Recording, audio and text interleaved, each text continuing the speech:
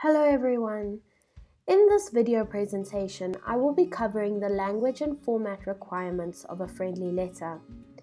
Even though we almost never write friendly letters anymore, this is a good way to practice your writing and language skills for this type of context, and also for learning the correct format of an address.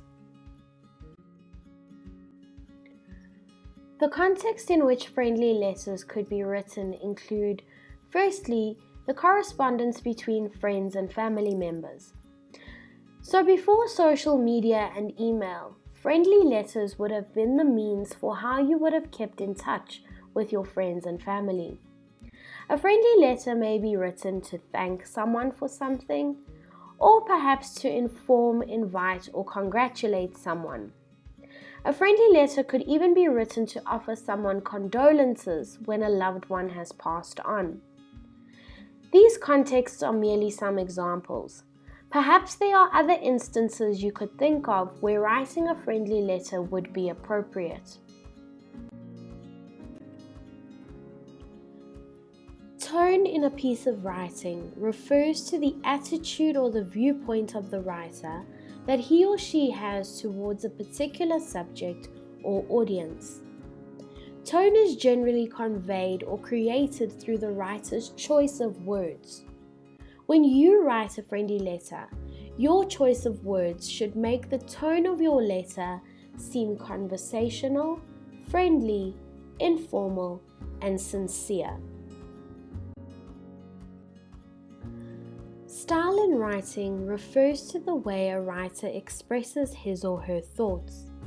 There are many aspects that make up a writer's style, like tone, word choice, grammar, and language. The style of a friendly letter should be to avoid slang, to use simple words and sentences. In other words, overly descriptive words and too many uses of figurative language is unnecessary. The occasional use of exclamations is conversational and produces a relaxed, informal style. Exclamations refer to words like wow, hooray, and oh my goodness. Contractions also create an informal style, so you may use these. Contractions include words like I'm, we've, could've, should've, and so on. Avoid ending your letters with repeated thanks. If you have thanked your friend or family member for something in the beginning of your letter, you don't need to thank them again at the end of your letter.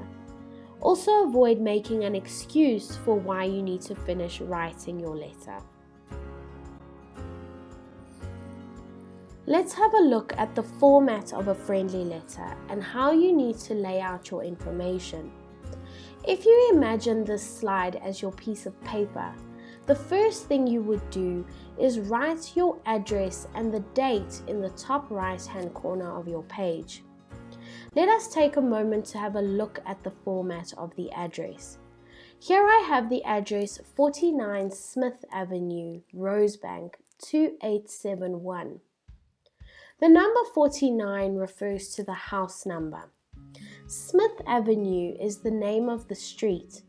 Rosebank is the suburb, and 2871 is the postal code. Please make sure you are familiar with the format of how to write an address correctly.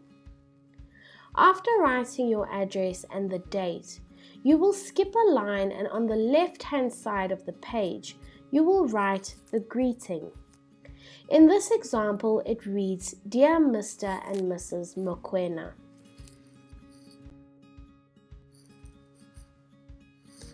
Underneath your greeting, you will skip a line and begin with your first paragraph. The first paragraph is merely an introduction to the letter. It is short and it states the reason for your letter. For example, I enjoyed the trip to Cape Town so much. What an experience it was. Thank you very much for inviting me to go with you on holiday. It was also wonderful to be with Jessica. After you have written your first paragraph, you will need to skip a line and start on your second paragraph.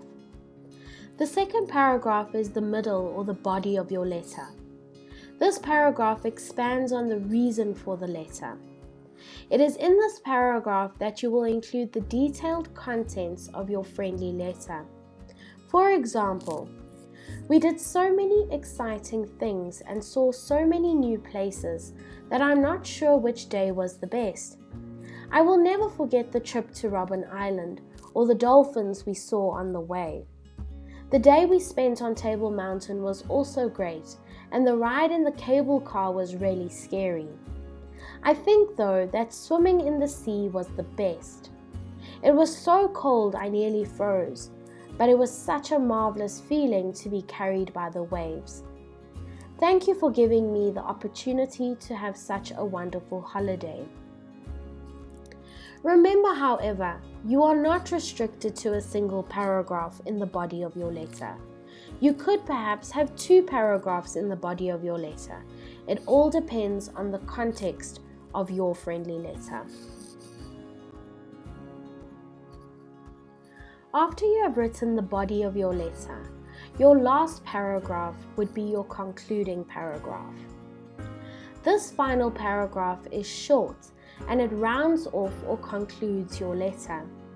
For example, in 2 days' time we start school again. I'm looking forward to being with my friends once more and finding out who my teachers will be.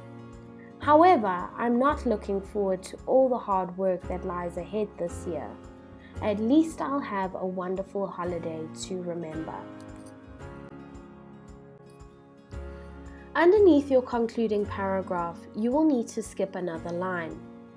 Here you will write your closing. In this example letter, I have used the word love. You could simply use the word from, or you could write your friend, your brother, or even yours truly. And directly underneath your closing, you will need to write your name. In this example, I have used the name Tandi.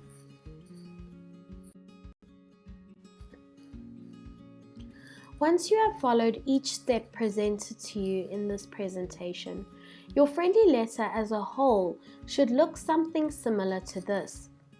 As you can see, I have my address and the date in the top right-hand corner of my page.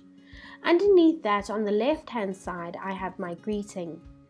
I have my introductory paragraph, the body or the middle paragraph of my letter, and then my concluding paragraph.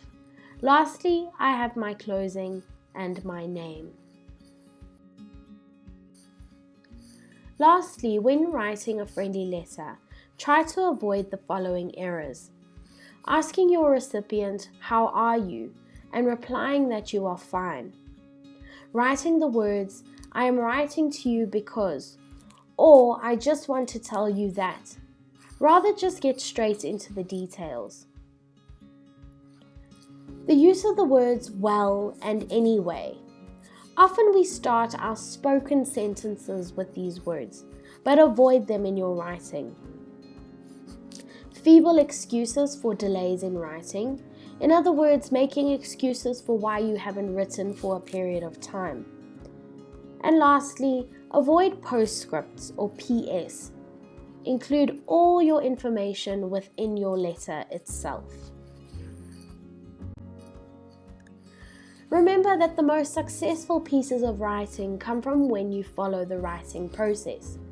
That is when you plan your writing by means of a mind map or a list of keywords. Secondly, writing and editing a rough draft.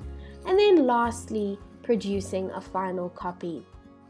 Thank you for viewing this video presentation. If you have any questions, please contact your relevant English teacher. Please also subscribe to my YouTube channel for more English content.